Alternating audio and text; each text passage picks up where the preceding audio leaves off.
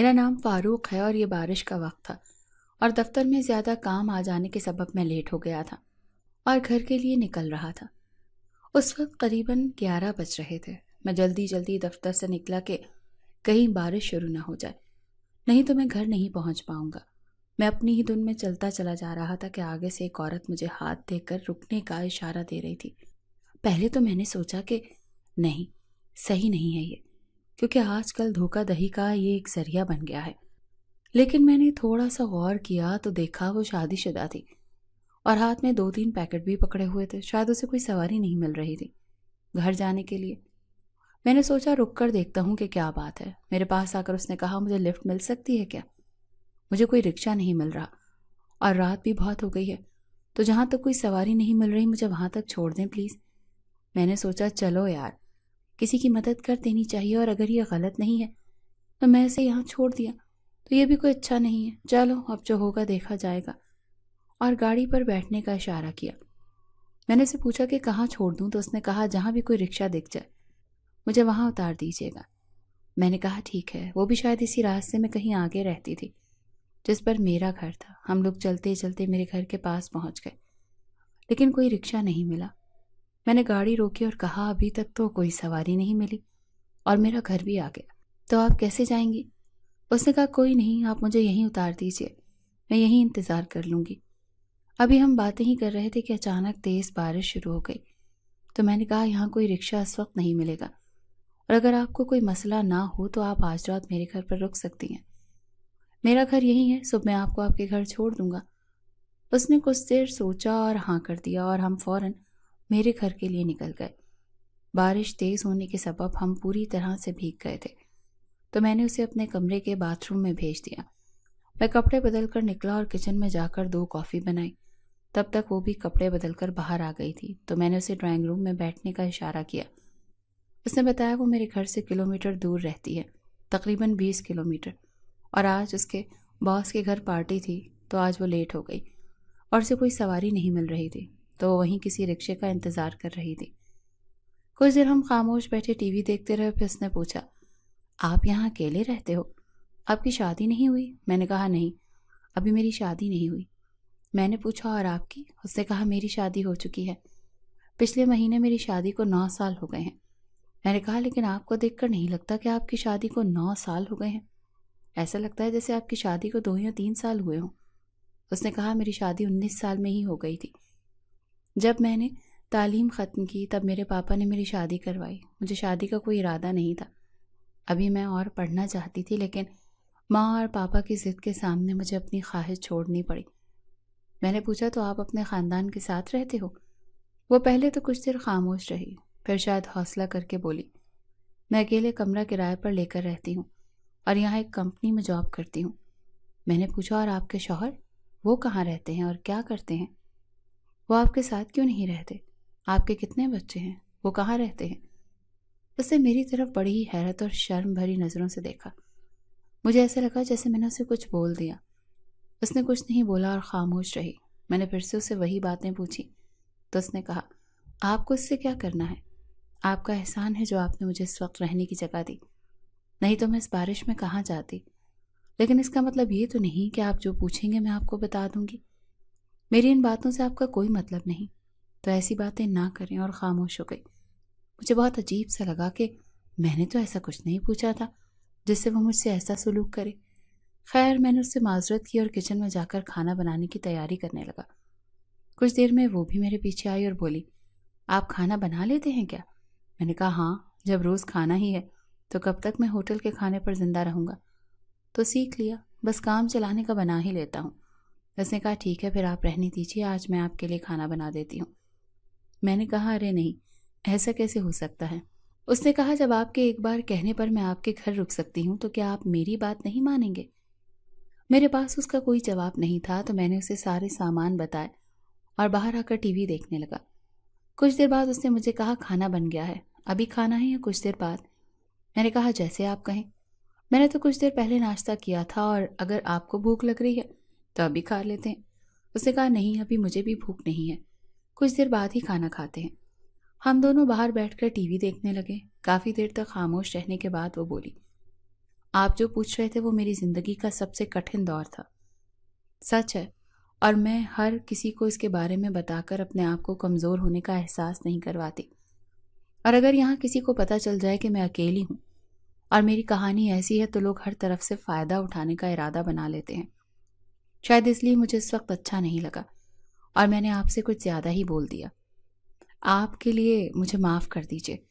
میں نے کہا نہیں، ایسی کوئی بات نہیں، سب کی اپنی زندگی ہے اور اپنا زندگی جینے کا طریقہ۔ آپ نہیں بتانا چاہتی تو کوئی بات نہیں، اور سچ مانیے مجھے بالکل بھی برا نہیں لگا، اور آپ بالکل بے فکر رہیں، میں آپ کا کوئی فائدہ اٹھانے والا نہیں، اور صبح ہوتے ہی میں آپ کو آپ کے گھر چھوڑ دوں گا۔ اس نے کہا مجھے پتا ہے آپ ایسا کچھ نہیں کریں گے، کیونکہ اچھے اور برے نیت والے لوگ ایک نظر میں پتہ چل جاتے ہیں۔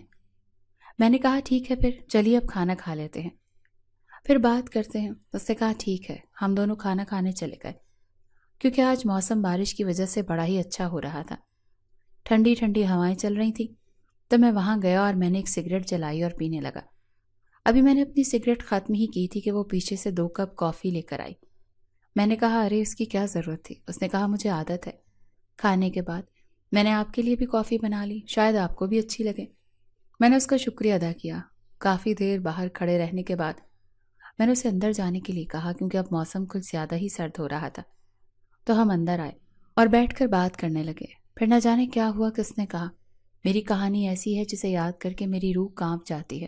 اس نے پھر ایک لمبی سانس لی اور اپنے بارے میں بتانا شروع کیا۔ میرا نام مہک ہے، میں ایک چھوٹے سے شہر سے ہوں۔ میرے گھر میں میرے ماں باپ اور ہم 2 بہنیں ہیں۔ میری بہن مجھ سے چھوٹی ہے اور ہمارا کوئی بھائی نہیں ہے۔ بات تب کی ہے جب میں نے کالج میں داخلہ لیا تھا۔ وہاں کا ماحول بہت مختلف تھا، وہاں لوگ پڑھائی سے زیادہ موج مستی میں نظر آتے تھے، لیکن میں ان سب سے بالکل مختلف صرف وہاں پڑھنے کے لیے گئی تھی۔ میرا ایسا کوئی شوق نہیں تھا۔ شروع سے ہی میری سوچ یہ تھی کہ جس سے میں شادی کروں گی میرا سب کچھ اسی کا ہی ہوگا، وہ جو میری ہر خواہش کو پورا کرے گا، مجھے اپنی جان سے بھی زیادہ پیار کرے گا، میرا تن اور من بس اسی کا ہی ہوگا، لیکن جو بھی ہو وہی پہلی بار اور آخری بار ہوگا۔ کافی لڑکوں نے مجھے پرپوز بھی کیا، لیکن میں اپنی سوچ پر اڑی رہی۔ میری پڑھائی ختم ہوئی، اسی دوران ایک رشتہ آیا اور میرے والد نے مجھ سے پڑھائی بند کرنے کو کہا۔ مجھے ہی ہار ماننا پڑی۔ لڑکا مجھ سے 8 سال بڑا تھا، لیکن خاندانی دباؤ میں آ کر مجھے شادی کے لیے ہاں کہنا پڑا۔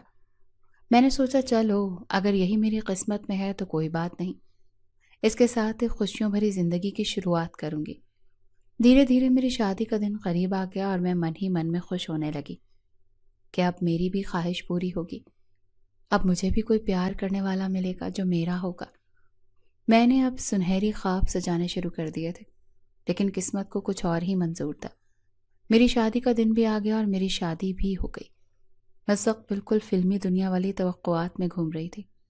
اسی دوران میرا شوہر اندر آئے اور آ کر بستر پر بیٹھ گئے۔ مجھے ان کے منہ سے ایک عجیب سی بو آئی۔ میرے شوہر نشہ کر کے آئے تھے۔ میں نے تو ایسا کبھی نہیں سوچا تھا۔ میں نے چاہا تھا کہ جو بھی میرا ہو وہ کبھی کوئی نشہ نہ کرے۔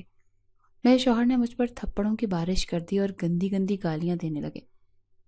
اب تو ایسا لگ رہا تھا کہ اگلے ہی پل میری جان نکل جائے گی۔ پتہ نہیں میں کس گھر میں آ گئی تھی جہاں کوئی میری صدائیں بھی نہیں سن پا رہا تھا۔ بار بار یہی لگ رہا تھا کہ کہیں سے کوئی فرشتہ آ جائے اور مجھے اس سے بچا لے۔ میرے دماغ میں ماننے کو تیار ہی نہیں تھا کہ کیا یہ واقعی ہو رہا ہے، کیا میں نے یہی سوچا تھا۔ میرے گھر میں کوئی بھائی بھی نہیں ہے جو میرے لیے لڑتا، تو میرے گھر والے خاموش ہو کر بیٹھ گئے۔ وہ کر بھی کہہ سکتے تھے۔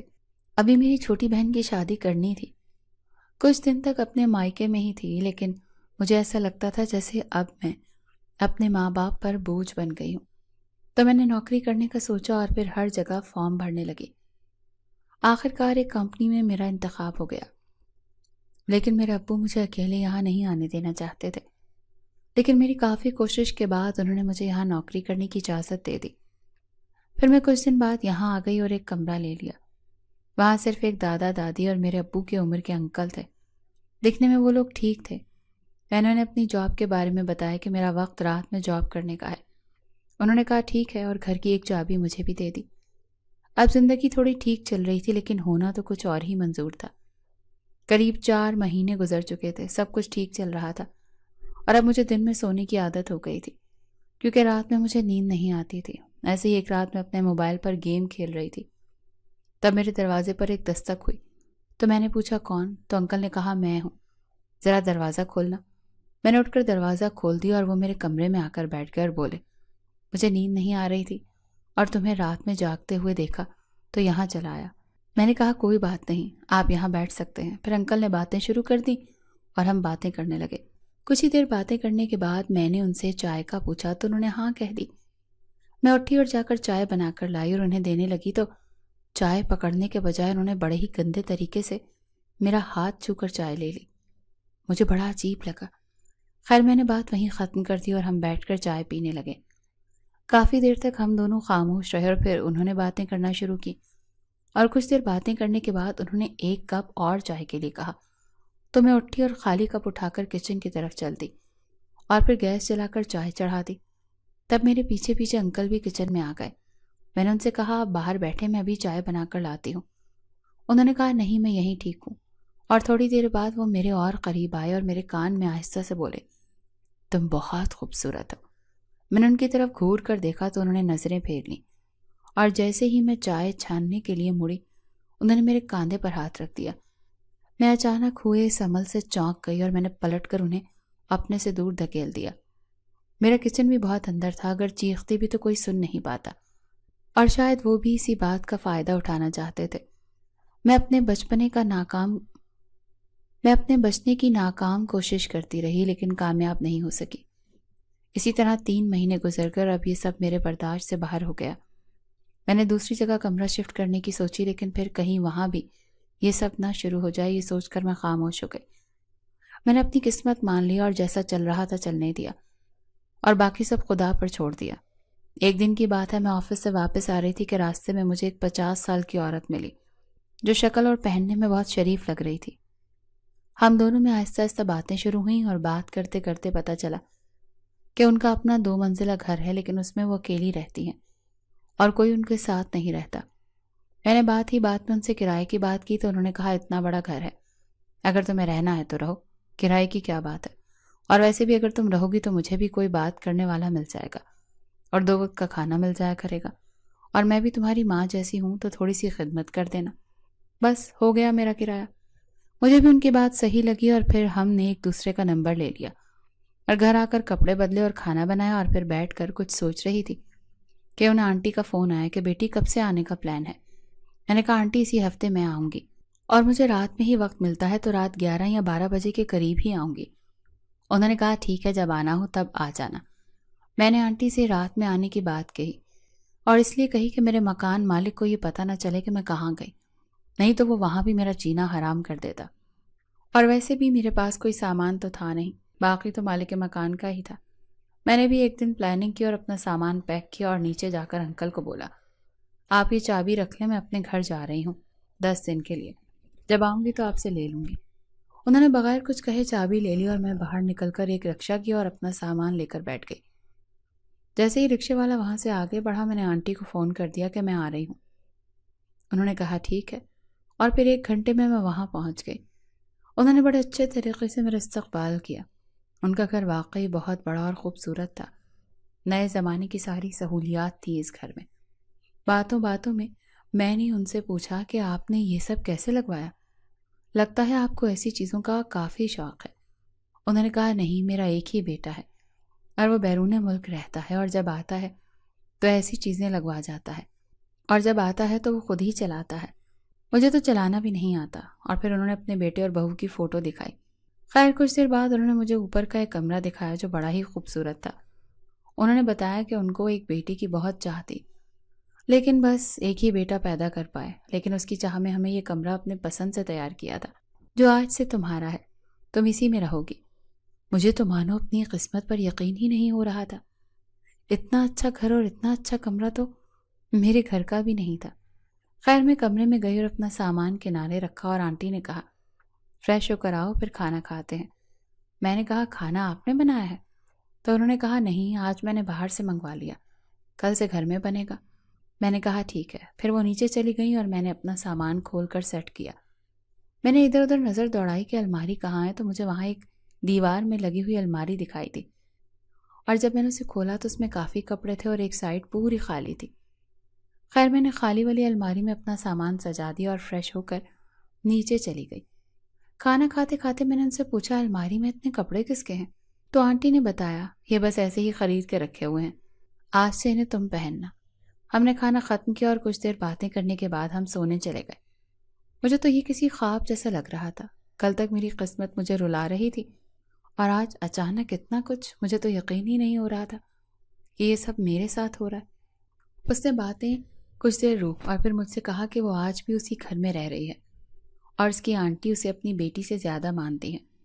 پھر اس نے بتانا شروع کیا کہ روپ بدلنے کے بعد سے مجھے کوئی پرابلم نہیں ہوا۔ میں بہت ہی اچھے سے آنٹی کے ساتھ رہ رہی تھی، لیکن 1 مہینے پہلے میرے آفس میں ایک نیا باس آیا اور جیسے ہی ایک میٹنگ میں اس نے مجھے دیکھا تب سے اس کی نیت مجھ پر خراب ہو گئی اور آج اس نے اپنے گھر میں ایک پارٹی میں مجھے بلایا تھا۔ مجھے لگا اس نے سب کو بلایا ہوگا، لیکن اس کے گھر جانے کے بعد پتہ چلا کہ اس کا فارم ہاؤس ہے اور اس نے صرف مجھے بلایا تھا۔ میں جب وہاں پہنچی تو اس نے میرا اچھا ویلکم کیا اور مجھے اندر لے گیا اور پھر کسی کام سے باہر چلا گیا۔ 2 گھنٹے بعد واپس آیا اور آتے ہی ایک بار پھر میرے ساتھ وہی سب ہونے جا رہا تھا۔ اس کی اس حرکت سے نہ جانے مجھے کہاں سے غصہ آ گیا اور میں نے اسے 2 تھپڑ ماری اور چلنے لگی تو اس نے میرے ساتھ زبردستی کرنے کی کوشش کی، لیکن کیسے بھی میں وہاں سے بھاگ آئی تھی۔ تو اس نے کہا کہ اتنی رات کو کہاں جائے گی؟ میں نے اس کی باتوں کو نظر انداز کرتے ہوئے آگے بڑھنا ہی چاہا اور یہی صحیح سمجھا اور کافی دیر سے کسی گاڑی کا انتظار کر رہی تھی کہ کوئی آئے، اور شاید خدا نے میری سن لی اور آپ آ گئے۔ رات کے 1 بج رہے تھے اور میں خاموشی سے اس کو سن رہا تھا۔ میں نے اپنی خاموشی توڑتے ہوئے اسے کہا کہ آپ کی کہانی واقعی درد بھری ہے۔ میں کچھ کہنا تو چاہتا ہوں لیکن میرے پاس کوئی الفاظ نہیں مل رہے کہ کیسے کہوں اور کیا کہوں۔ اس نے کچھ نہیں بولا۔ کچھ دیر تک ہم ایسے ہی خاموش بیٹھے رہے۔ پھر میں نے کہا اگر آپ کو نیند آ رہی ہے تو آپ میرے بیڈ روم میں جا کر سو سکتے۔ اس نے کہا جس رات کی باتیں میرے ذہن میں آ جاتی ہیں اس کے بعد سے نیند مجھ سے کوسوں دور ہو جاتی ہے۔ اگر آپ کو نیند آ رہی ہے تو آپ سو سکتے ہیں، میں یہیں ٹھیک ہوں۔ میں نے کہا نہیں، مجھے بھی نیند نہیں آ رہی۔ ہمیں باتیں کرتے کرتے صبح کے 4 بج گئے اور ہم پتہ نہیں کب ڈرائنگ روم میں ہی سو گئے، اور صبح 8 بجے اس نے مجھے جگایا۔ میں اٹھا تو اس نے مجھے چائے دی اور کہا صبح ہو چکی ہے، اب مجھے رکشہ بھی مل جائے گا تو میں چلتی ہوں، اور آپ کا بہت بہت شکریہ۔ اگر آپ کل رات نہیں ہوتے تو نہ جانے میں کہاں جاتی۔ میں نے کہا ٹھیک ہے، لیکن رکشے سے کیوں؟ میں آپ کو چھوڑ دیتا ہوں۔ پہلے اس نے منع کیا لیکن پھر مان گئی اور تیار ہو کر ہم اس کے گھر کے لیے نکل گئے۔ آدھے گھنٹے میں ہم اس کے گھر پہنچ گئے۔ اس نے مجھے اپنے گھر کے اندر بھی بلانے کی کوشش کی لیکن میں نے منع کر دیا۔ تو پھر اس نے مجھ سے میرا نمبر مانگا اور مجھے اپنا نمبر دیا اور پھر واپس اپنے گھر آ گیا۔ میں دن بھر اپنے گھر میں بیٹھا اسی کے بارے میں سوچتا رہا کہ ہم آج 21ویں صدی میں جی رہے ہیں، اور کیا واقعی ایک عورت کا احترام آج بھی اسے حاصل نہیں ہے؟ جو لڑکی عورت ہمت کر جاتی ہے وہ اپنے خوابوں کی دنیا بنا لیتی ہے، لیکن آج بھی 70% سے زیادہ خواتین جو آج بھی کسی نہ کسی ہوس کا شکار ہوتی ہیں، اور ہم عورتوں کو ہی غلط کہتے ہیں۔